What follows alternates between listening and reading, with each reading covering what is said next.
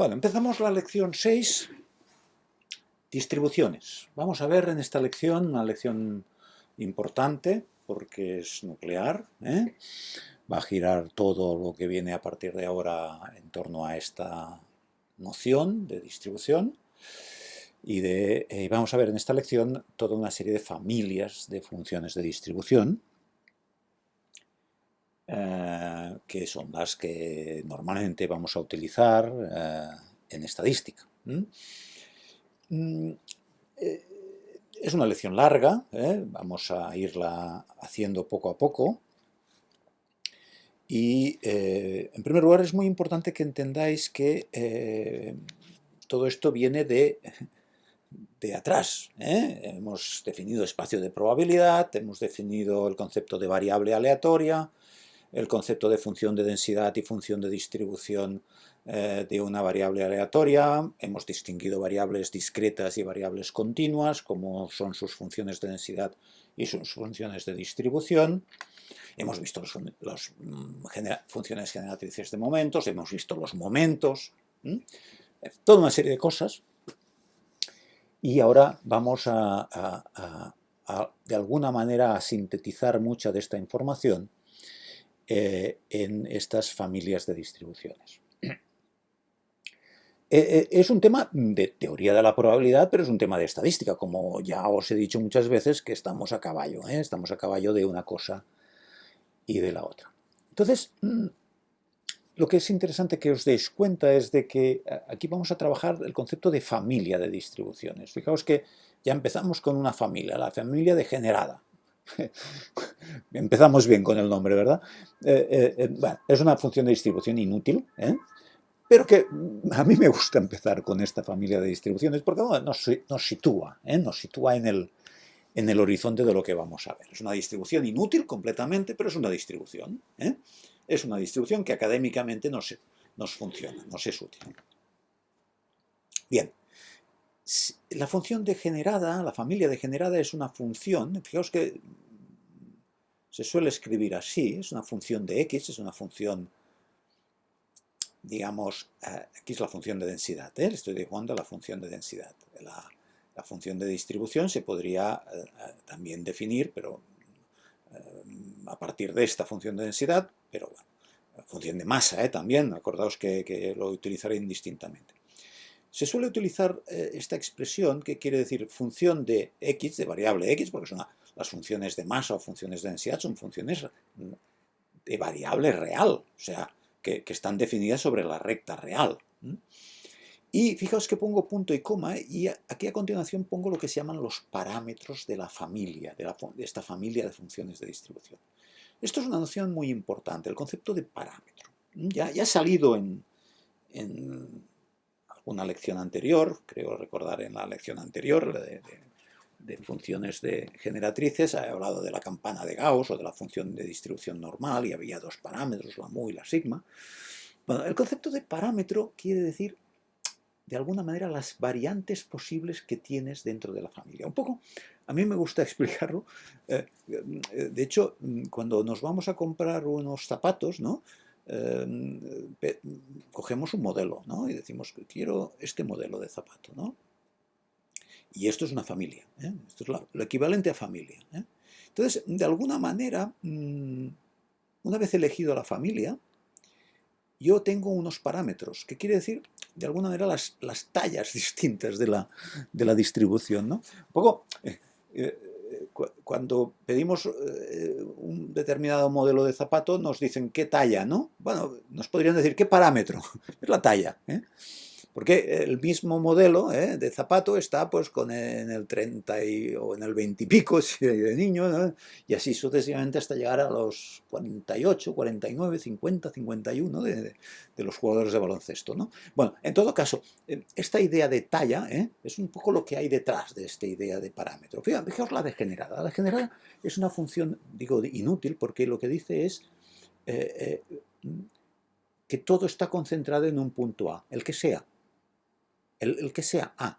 Claro, lo puedo concentrar en el 1, en el 2, en el 3, en el -5, puedo concentrar toda la probabilidad. Esto quiere decir que, de alguna manera, solo hay un valor posible con probabilidad. Solo tengo un valor de R. Todos los omegas van a parar al mismo R. ¿De acuerdo? Esto es lo que se llama una degenerada, una familia degenerada, porque está todo centrado en un punto. La idea en matemáticas, el concepto de degeneración tiene que ver esto, que está todo concentrado en un punto, en un valor A. Pero como A puede ser cualquier valor real, ¿veis? Por eso es un parámetro, la familia, todas las funciones tienen la misma forma, pero pueden cambiar el valor de A. Ya está. Esta es la idea. Como función de densidad, que lo es, fijaos, la función de distribución equivalente, esto tiene altura 1, evidentemente, ¿veis? 1. La función de distribución sería todo 0, todo 0, todo 0.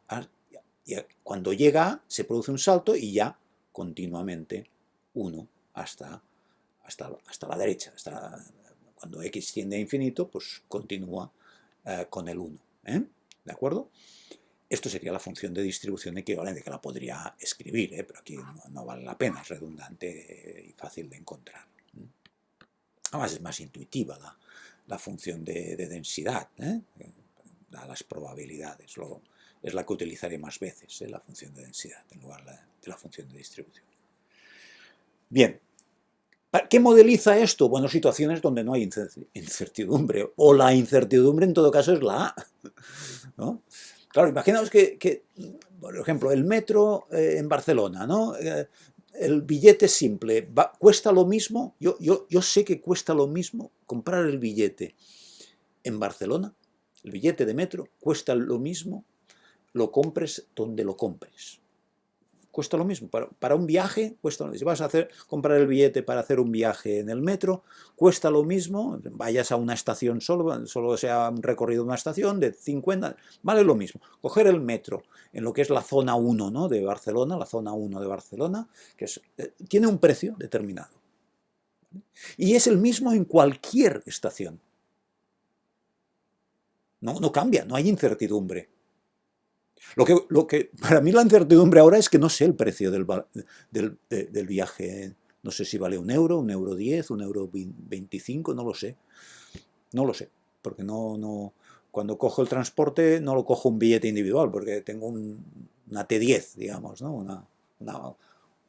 Una que vale para 10 viajes, ¿no? ¿De acuerdo? Y no sé pero si me planteara la incertidumbre de qué precio, esta variable, absurdo, si queréis, uno no se dedica a hacer estadística para hacer esto, o probabilidad, ¿no? Pero bueno, en todo caso, el valor de A puede cambiar. Claro, en este caso no será negativo, ¿no? Pero bueno, ¿me entendéis? O sea, el valor de A no lo sé, pero una vez lo sepa, ya está, se ha acabado la incertidumbre, porque el precio va a ser el mismo, compre el billete donde lo compre. ¿De acuerdo? Esto es una degenerada. Y esto, repito que me sirve para iniciar el proceso, pero ahora se va a ir complicando la cosa, claro. ¿De acuerdo? Por lo tanto, fijaos, tengo la esperanza de X, A. La varianza, 0, obviamente. Y la función generatriz de momentos es esta de aquí. ¿Vale?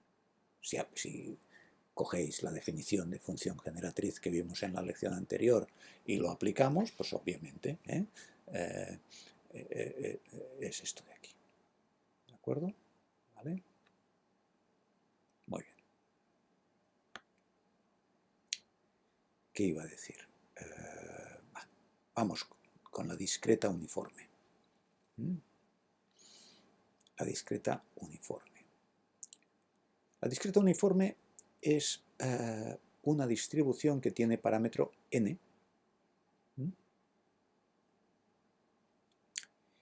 y tiene probabilidad, bueno, los valores posibles son x igual a 1, 2, 3 hasta n.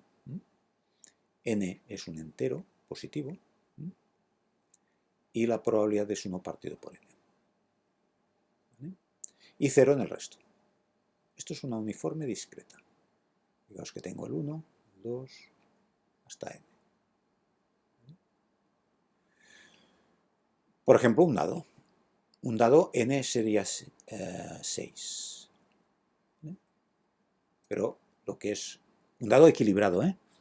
Si ya me pusiera con dados no equilibrados, ya tendría, no sería una uniforme discreta. Una uniforme discreta tiene que tener la probabilidad, todos la misma probabilidad. ¿De acuerdo?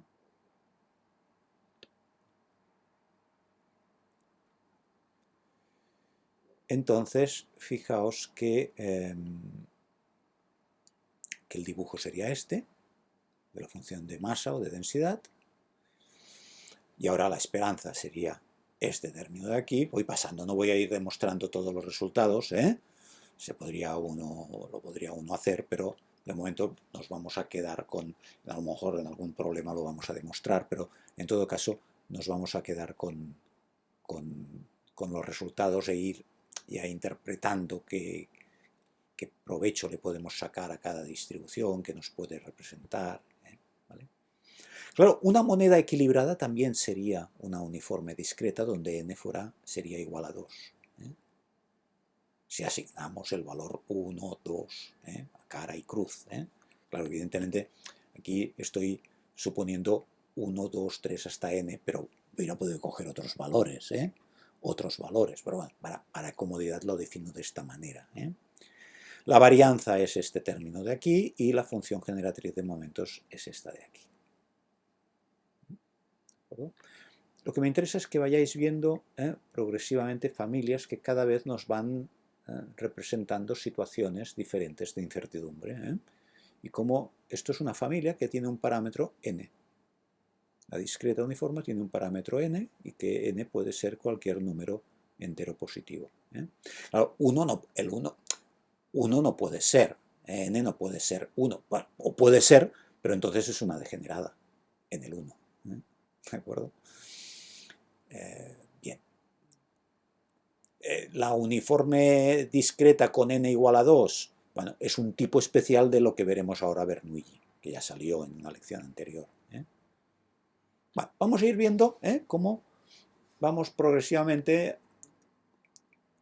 teniendo herramientas, porque en el fondo las funciones se puede ver como una enorme caja de herramientas donde tienes diferentes familias que te permiten representar diferentes situaciones de incertidumbre. La degenerada, bueno, una situación de incertidumbre donde sabes que todo vale lo mismo o todo tiene el mismo valor, pero no sabes qué valor es. Y esto es el parámetro. Una vez tienes el parámetro, ya está. Ya tienes la distribución perfecta, ya lo tienes delimitado. ¿De acuerdo? En la uniforme discreta, bueno, sabes que todos los valores posibles tienen la misma probabilidad. Lo único que no sabes es la n, digamos. Una vez sabes la n, es el parámetro de la uniforme discreta. Ya inmediatamente queda todo determinado. ¿De acuerdo? Bueno, vamos a una más importante, una de estas distribuciones trascendentales, que es la distribución, o la familia de Bernoulli, la distribución Bernoulli. Veréis a veces también la familia, me gusta hablar de familias de distribuciones. La familia Bernoulli tiene un parámetro que suele llamarse el parámetro P. ¿Vale? Y tiene como función de densidad esta de aquí. Que fijaos, que si y x es 0 o 1. Y P es un valor que está entre 0 y 1. Pongo intervalo abierto porque si fuera cerrado, ya a la que fuera 1 ya sería una degenerada, o la que fuera P0 sería una degenerada, o bien en el 0 o bien en el 1. ¿De acuerdo? Y Q es 1 menos P, por lo tanto, parámetro solo 1, porque Q no... O sea, aquí lo pongo Q, pero hubiera podido poner 1 menos P. Pero bueno, aquí lo he dibujado como Q para poder simplificar. Pero bueno, a lo mejor hubiera sido más simplificación poner 1 menos P, porque así queda claro que solo tengo un parámetro. Pero bueno, en todo caso, la función de... Fijaos que el 1 tiene altura P y el 0 tiene altura 1. Q, perdón, tiene altura Q. Claro, fijaos que si sustituimos x por 0, pues me queda que esto es 0, por lo tanto tengo p elevado a 0 es 1, y me queda q elevado a 1, o sea, q. Si la x es 0, que es q, ¿ves? La altura q. Y altura p si la x es igual a 1. porque si la x es igual a 1, esto es 1, y tengo p elevado a 1, y 1 menos 1 me queda 0, q elevado a 0 es 1. Por lo tanto, la tengo bien definida la función, y 0 en el resto. Tengo cualquier otro valor real, la función de densidad es 0. Por lo tanto, la función de distribución, no, ya la dibujé, ya la dibujé. Bueno, la dibujé en el caso, en la lección anterior, creo recordar, con una Bernoulli de parámetro p igual a 0,5. Pero, bueno, la función de distribución sería 0 hasta llegar al 0. Aquí tendría una altura de q. Q continuaría con altura q, constante q, hasta llegar al 1, que saltaría sobre el 1, porque sumaríamos p más q, que es 1, y entonces ya tendría una constante en el 1. Esto sería la función de distribución. La esperanza es p, fijaos que es 0 por q más 1 multiplicado por p. Por lo tanto, la esperanza es p, lógicamente. Y la varianza, si la calculáramos, podemos dejar como ejercicio, sería pq. La función generatriz de momentos también la vimos, ya es esta de aquí. Y ahora fijaos que podemos deducir cuál es los momentos. Primero el momento de orden 1, el momento de orden 2, haciendo la derivada y evaluando en el punto 0. ¿De acuerdo?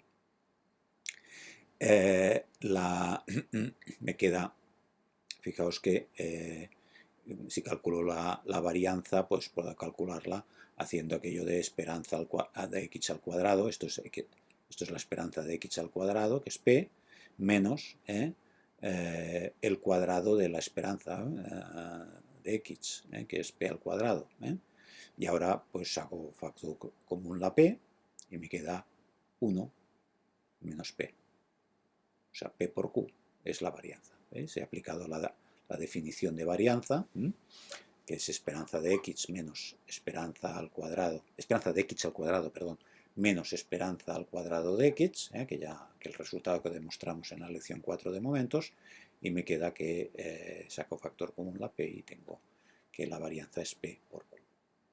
Por lo tanto, si yo tengo una Bernoulli de parámetro p igual a 0,3, pues sé cuál es la esperanza y cuál es la varianza automáticamente, cuál es este momento varianza, que mide el grado de dispersión que tengo. ¿De acuerdo? Bien, que será una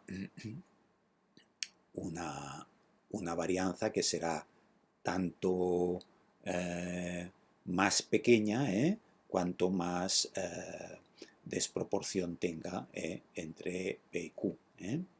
No, será tanto más grande cuanto más próximo sea P a 0,5. O sea, cuando P sea 0,5 tendré varianza máxima, que querrá decir que las dos alturas son iguales.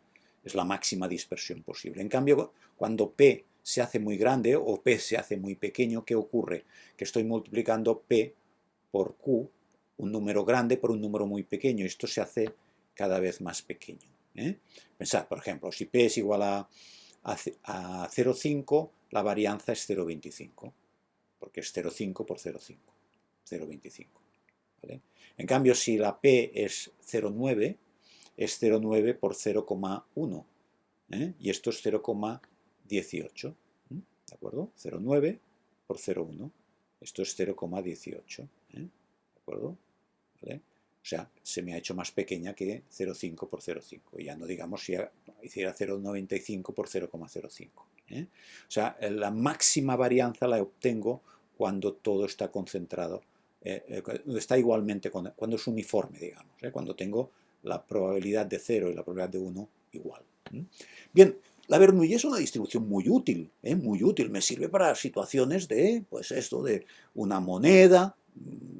Si es equilibrada, pues 0,5, pero si es desequilibrada, cualquier desequilibrio lo puedo modelizar.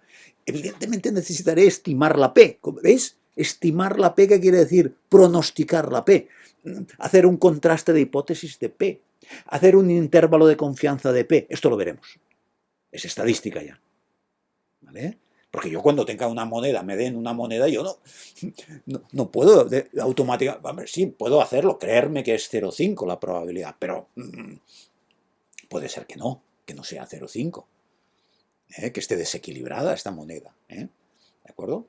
Bueno, lo mismo, proporción de gente que tiene, proporción de hombres y de mujeres que tienen una determinada patología en España. Ya tenemos una Bernoulli, ¿veis? Una Bernoulli. Todas las patologías se pueden modelizar, tenerla o no tenerla, con una Bernoulli. ¿De acuerdo? Pero la P será diferente, depende de la patología. Claro, hay patologías más prevalentes, con una P más grande, digamos. Si entendemos P, tener la patología. La probabilidad de tener la patología. 1, patología, y 0, no tenerla. ¿Vale? Pues ya tenemos, fijaos, una situación extraordinaria de modelo, de modelo que nos sirve para situaciones de este tipo. ¿De acuerdo?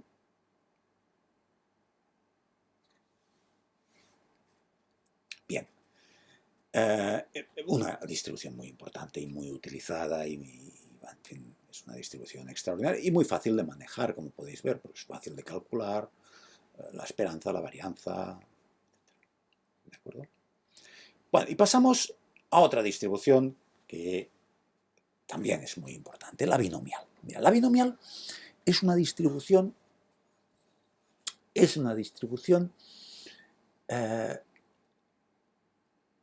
que es la suma de n Bernoullis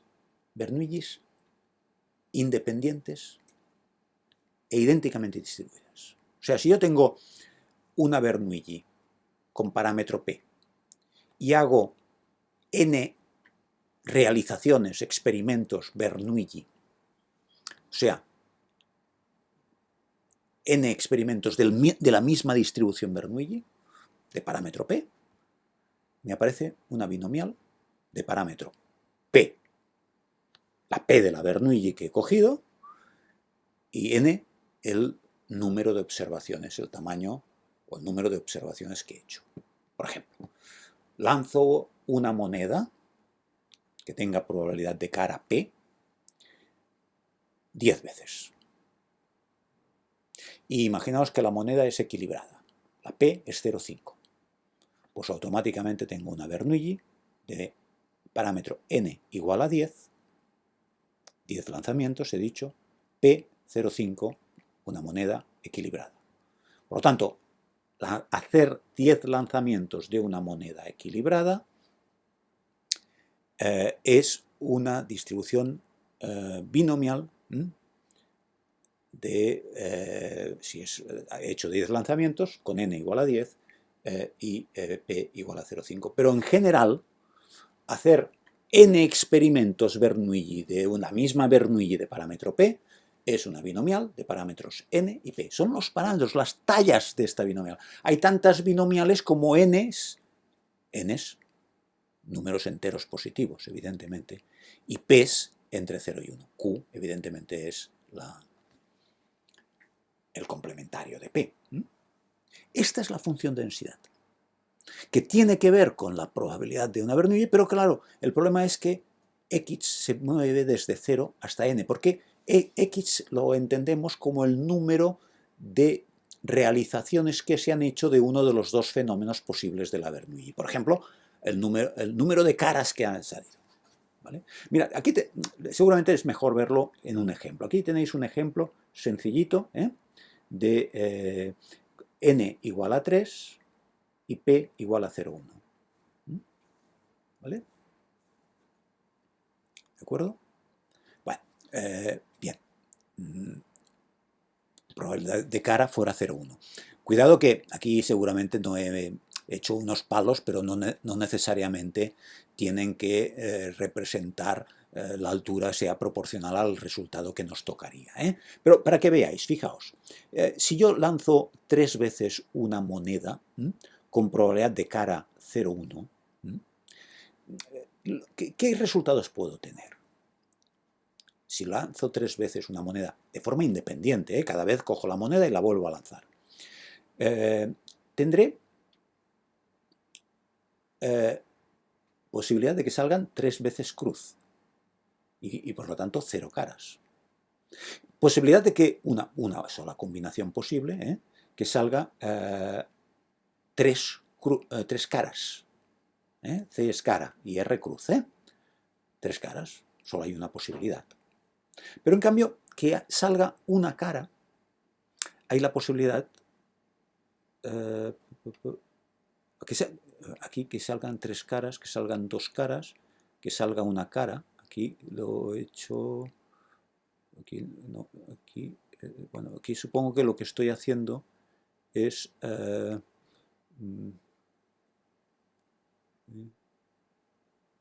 aquí lo he hecho mal, veo que he reproducido lo mismo que aquí. Aquí en realidad tendría que poner dos veis como aquí como es una única cara, tendría que poner CRR, o sea, tendría que poner las 3 combinaciones, no hagáis caso de esto, esto está mal, pero bueno, ya son estas cosas que te das cuenta cuando estás grabando el vídeo, pero bueno, en todo caso, fijaos que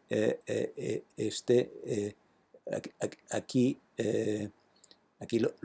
valdría lo mismo, aquí valdría lo mismo, pero siempre y cuando cambiarais R por C y C por R, ¿de acuerdo? Una cara. Aquí, fijaos que aquí lo tenéis bien, son 2 caras, han salido. O sea, pero 2 caras, ¿cómo pueden salir? Pues que el primer lanzamiento sale cruz y los dos siguientes salen cara, cara y cara al final, cara los dos al principio. O sea, aquí lo podéis ver lo mismo, pero cambiando R por C y C por R, que evidentemente el tener una única cruz pues puede tener estas combinaciones. Una única cruz. Aquí no, una única cara, perdón, una única cara. Aquí solo tengo una cara. Aquí tengo 0 caras que han salido, ya veis, 3 cruces. Aquí han salido las 3 caras, y aquí han salido 3 cruces, las 3 caras, perdón. Y aquí las dos caras. Aquí, como podéis ver, tendrían que salir una cara, por tanto tendría que ser esto C, RR, C, RR, C, RR. Son las 3 posibles combinaciones. En todo caso, esto aparece la noción de número combinatorio. Y por eso aparece en la función de densidad el número de combinatorios. El número de combinaciones de n sobre x. Teniendo x, pues el número de resultados del experimento Bernoulli que estás entendiendo que tiene probabilidad p. ¿De acuerdo? Que tiene probabilidad p. ¿De acuerdo? Bien. ¿Qué es lo que veis aquí? Calculado. Imaginaos que la probabilidad de cara es 0,1. Por lo tanto, tengo p elevado a x, que es 3, porque tengo la probabilidad, estoy calculando la probabilidad de que salgan 3 caras, y es 0,1 elevado a 3 por 0,9 elevado a 0. ¿Por qué? Porque la expresión del número combinatorio ya la conocéis de bachillerato, es esta. N, el número, las combinaciones posibles, de n sobre x, en este caso de 3 sobre 3, o de 3 sobre 2, o de 3 sobre 1, ¿vale? O de 3 sobre 0. Pues es esta expresión, n factorial, ya sabéis que n factorial es n por n menos 1, por n menos 2, por n menos 3, así hasta llegar al 1. Acordaos que hay el convenio de que 0 factorial es 1, y aquí x factorial multiplicado en el denominador por x factorial multiplicado por n menos x factorial. Esta es el número de combinaciones que podemos hacer de n tomadas de x en x. En este caso, ¿cuántas combinaciones puedo hacer de 3 elementos tomados de 3 en 3? Solamente una. Por lo tanto, 3 sobre 3 me va a dar 1, porque tengo 3 factorial dividido por 3 factorial multiplicado por 0 factorial. ¿De acuerdo? Bien, entonces, bien, está claro que tengo, este es el cálculo de la probabilidad que la tendría que hacer. Aquí, pues tendría 3 sobre 0, de 0,01 elevado a 0 por 0,9 elevado a 3. Fijaos que este palo va a ser más alto, evidentemente, porque tendrá más posibilidades de que salgan 3 cruces que 3 caras. Yo lo he hecho así dibujándolo, pero en realidad habría una desproporción. Esto será muy pequeñito y esto será mucho más grande respecto de esto. Pero bueno, es para que veáis la forma. O sea, ¿cuáles tienen probabilidad distinta de 0? Pues las x que vayan de 0 hasta n parámetro. Aquí n es 3, por lo tanto tengo que se acaba en 3. Y ahora, para calcular las probabilidades respectivas de cada palo, tendría pues aquí 3 sobre 2, de 0,1 elevado a 2, multiplicado por 0,9 elevado a 1. Estoy aplicando la fórmula de la función de densidad. ¿De acuerdo? Aquí tendría 3 sobre 1. Claro, lo que pasa es que en este caso 3 sobre 1 es lo mismo que 3 sobre 2. ¿De acuerdo? Porque 3 sobre 2, ¿qué sería? 3 factorial, que es 3 por 2, que es 6, y aquí 2 factorial multiplicado por 1 factorial, que es 3 menos 2, 1 factorial. 2 factorial es 2, 1 factorial es 1, 2, entonces 3 por 2, 6, 6 partido por 2, 3. Por lo tanto, esto es 3 multiplicado por esta probabilidad. En cambio, esta de aquí sería 3 sobre 1, que también sería 3, porque es, ¿de acuerdo? Porque es el valor que tendría 3 factorial, 1 factorial por 2 factorial, que queda lo mismo que en este caso, que 3 sobre 2, pero ahora las probabilidades serían diferentes, porque tendría 0,1 elevado a 1 por 0,9 elevado a 2. Por lo tanto, este palo sería más alto que este de aquí, lógicamente. Aquí, este caso está dibujado, digamos, a priori está dibujado como si fuera P0,5, que entonces tengo la probabilidad equivalente en el 0 y en el 3. Si fuera P igual a 0,5, tendría las mismas probabilidades de 0 que de 3. Y 1 y 2 tendría probabilidad también igual y un poco más alta. Pero si la P es 0,1, este valor es más alto, porque tengo menos probabilidad de tener 3 caras, y en cambio tengo más probabilidad relativamente tengo más probabilidad de tener 3 cruces que de 3 caras. Ahora bien, estas probabilidades serán un poco más altas. Bueno, en todo caso hay que calcular. ¿De acuerdo? Pero ahora, fijaos, muy importante. Estos son cálculos que puedes hacer a mano. Actualmente hay softwares que te pueden hacer cálculos de una binomial. Si le dices, oye, en una binomial, calcúlame la probabilidad de que sea, de tener 2 acontecimientos, o sea, de 2 caras en 3 lanzamientos, y la probabilidad de cara es 0,3. Pues lo puedes calcular o bien a mano, o bien con un software. Pero también tenemos lo que llamamos tablas. Y aquí empezamos con lo que son las tablas de ciertas distribuciones, que esto va a ser muy importante en estadística. Actualmente estos cálculos los hacen los softwares, pero bueno, es interesante que conozcamos, y en este curso es fundamental entender las cosas con las tablas, porque las tablas están precisamente para calcular, digamos, probabilidades que ya están prefijadas de alguna manera, ¿no? Entonces, fijaos que os enseño ahora a continuación, en este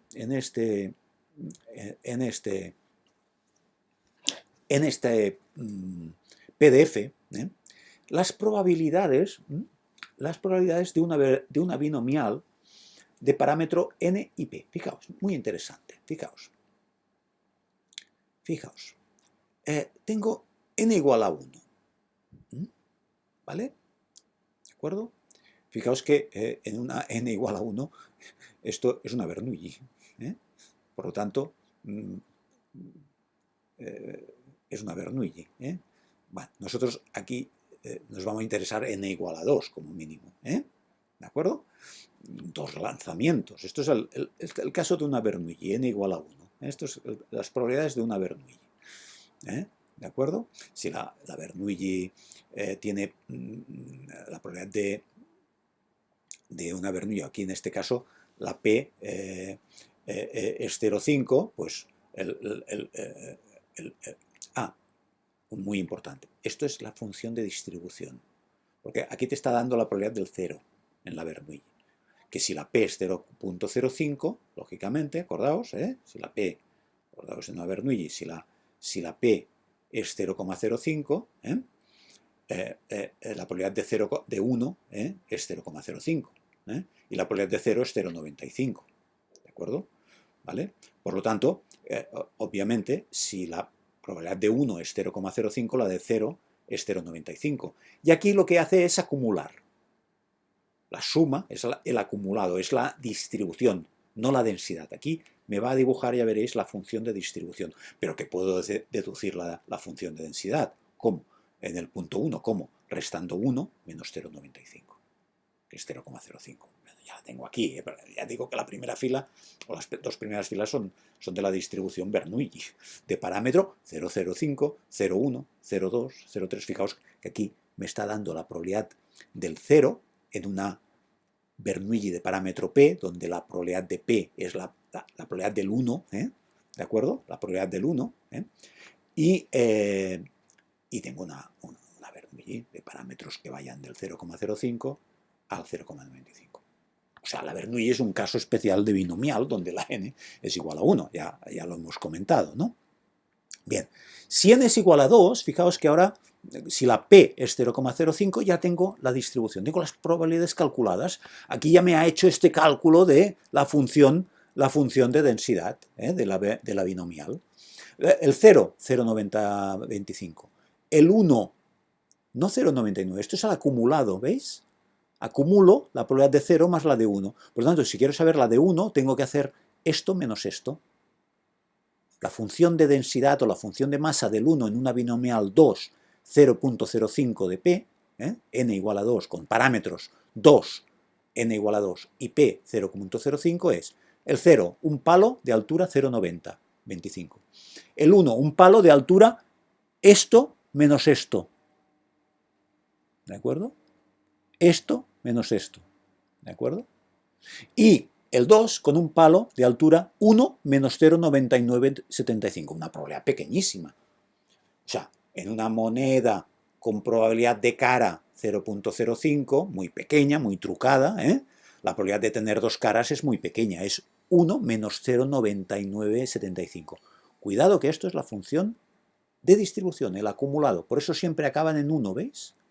Si la p es 0,1, aquí tengo los cálculos, y así sucesivamente. Si la p es 0,5, fijaos que tengo probabilidad de que de 0, 0,25, la probabilidad de 1, esto menos esto, que es 0,5, y la probabilidad de dos caras de una moneda equilibrada sería 0,25.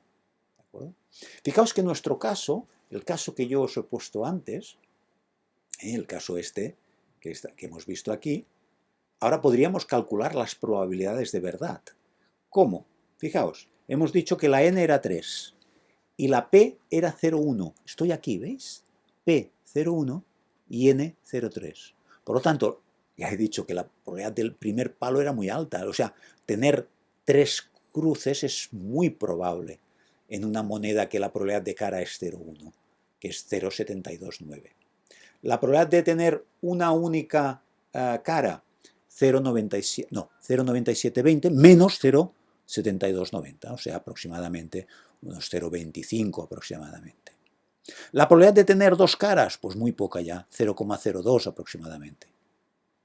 Y la probabilidad de tener tres caras en una moneda, en tres lanzamientos de una moneda que tiene 0,1, está trucada para que la probabilidad de cara sea 0,1, es ridícula, es una probabilidad de 0,001, una probabilidad pequeñísima, pero repito que aquí estoy acumulando, tengo la función de distribución. Es importante porque muchas tablas estadísticas o probabilísticas, porque esto es probabilístico, es de probabilidades, la estadística sería qué P tiene una moneda, preguntarme por cuál es la P de una moneda, ¿de acuerdo? Esto sí que es un tema estadístico, y estimarla esta P, hacer un contraste de hipótesis sobre esta P o construir un intervalo de confianza de esta P. Ya lo iremos viendo.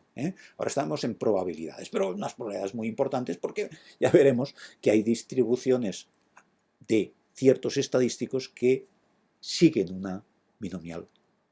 Entonces será muy importante poder calcular áreas en una binomial. Entonces es importante que nos acostumbremos a calcular áreas en una binomial. Bien, esta tabla, como podéis ver, esto lo podéis encontrar en cualquier lugar, son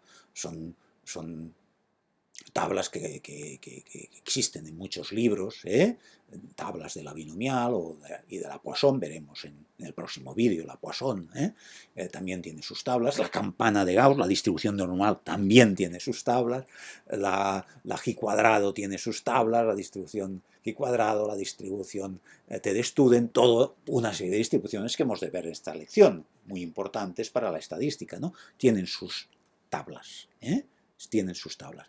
Y nos tenemos de ir acostumbrando a manejar tablas, nos tenemos que ir acostumbrando a manejar tablas. Bien, pues fijaos que tenemos en esta tabla, en esta tabla que tengo aquí, tenemos, fijaos, N7, N8, N9, está N10, N11, 12, 13, 14, 16, 17, 18, 19, 20, 25, ahora salta al 25 y ya llegó a la Poisson, acabado. Pero fijaos que si yo tengo una, para que veáis, voy a ponerme en el 20, pero ya así vemos la P.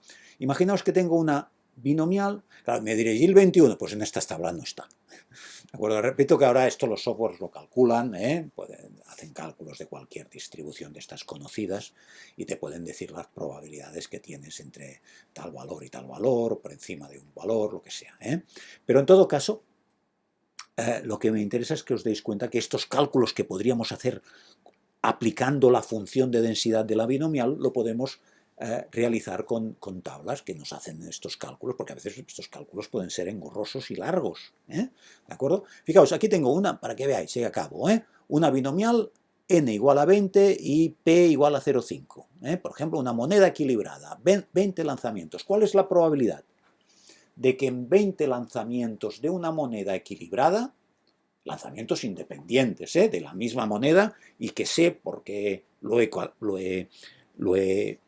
comprobado estadísticamente, que tiene una P de 0,5. Puedo aceptar que tenga una P de 0,5. Si me creo esto, la probabilidad de que en 20 lanzamientos no salga ninguna cara, 0 caras, es una probabilidad que no es 0, pero seguramente el decimal que tendría que buscar para encontrar que sea distinto de 0, me tengo que ir muy a la derecha, o sea, prácticamente 0.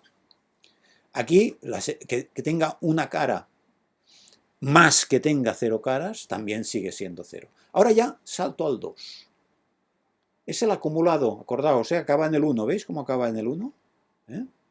Fijaos que me está diciendo que cuando llego al 2 ya tengo un acumulado ya considerable. Por lo tanto, fijaos que a efectos prácticos puedo considerar que la probabilidad de 2 es exactamente esto, porque si le resto de esto, fijaos que restando esta probabilidad de esta, obtengo la probabilidad de 2. Pero de la anterior, porque la anterior ya acumula todo lo de anterior. Es importante que os acostumbréis a este tipo de lectura de las tablas.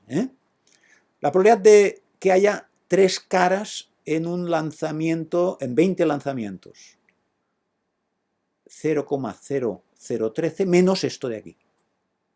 O sea, la probabilidad de tener 3 o menos caras, 3 o menos caras en 20 lanzamientos de una moneda equilibrada es 0,0013, porque 3 o menos acumula la probabilidad de 3, de 2, de 1 o de 0. Y esto es lo que es la función de distribución en el punto 3. Y así sucesivamente. ¿Veis cómo va aumentando? Es el acumulado, Pero fijaos que cuando llego, por ejemplo, a 10, hay un salto ya bastante grande de 9 a 10. Por lo tanto, la probabilidad de 10 restaría esto de esto, que es aproximadamente 0,17. Poco más, pero bueno, es igual, 0,17, que es esto menos esto. O sea, ya es bastante grande respecto de todas las posibilidades. Claro, tengo desde 0 a 20 posibilidades. Lo que no puedo tener en 20 lanzamientos 21 caras, pero 20 puedo tener. Y 0 puedo tener. Pasa que la probabilidad es ridícula. Lo mismo en 20, porque esto menos esto no es 0 exactamente, pero es muy pequeño. De hecho, sería el mismo valor que este. ¿De acuerdo? ¿Vale? Bien. Por lo tanto, fijaos cómo podemos ir deduciendo las probables y nos podemos muchas preguntas que nos podemos hacer sobre un experimento como es este, 20 lanzamientos de una moneda equilibrada, pues, pero de la misma manera me lo puedo plantear de otra manera. Imaginaos que aproximadamente, ¿no? Pues imaginaos que sepamos que la prevalencia de la diabetes es del 10%. Por tanto, la prevalencia de la diabetes que sea el 10%, imaginaos que esto lo tengo que demostrar estadísticamente. Esto automáticamente, si yo sé esto, ya puedo decir que, coger una persona al azar en España, imaginaos que la prevalencia es del 10% en España, lo hemos de alguna manera demostrado estadísticamente, que podemos aceptar que 0,1 es una probabilidad aceptable para pensar que es la prevalencia de la patología diabetes, ¿vale? Bien, automáticamente con esta estimación podemos decir, por la forma de plantear las cosas, que si yo cojo una persona al azar en España, la probabilidad de que tenga diabetes es una Bernoulli. ¿Vale? Es la distribución, la incertidumbre ante coger una persona y saber si tiene o no diabetes es una Bernoulli. El planteamiento es de Bernoulli, de P 0,1. ¿De acuerdo? Entonces, si ahora me planteo, cojo 20 personas al azar en España, ¿cuántos diabéticos voy a tener en esta muestra? ¿Cuántos diabéticos? Y cojo el estadístico número de diabéticos que hay en una muestra de tamaño 20, la distribución es esta. O sea, fijaos que cuando yo tenga una muestra concreta de 20 personas en España cogidas al azar, una concreta, yo voy a tener un número de diabéticos. ¿Vale? 1, 2, 3, 4. ¿Vale?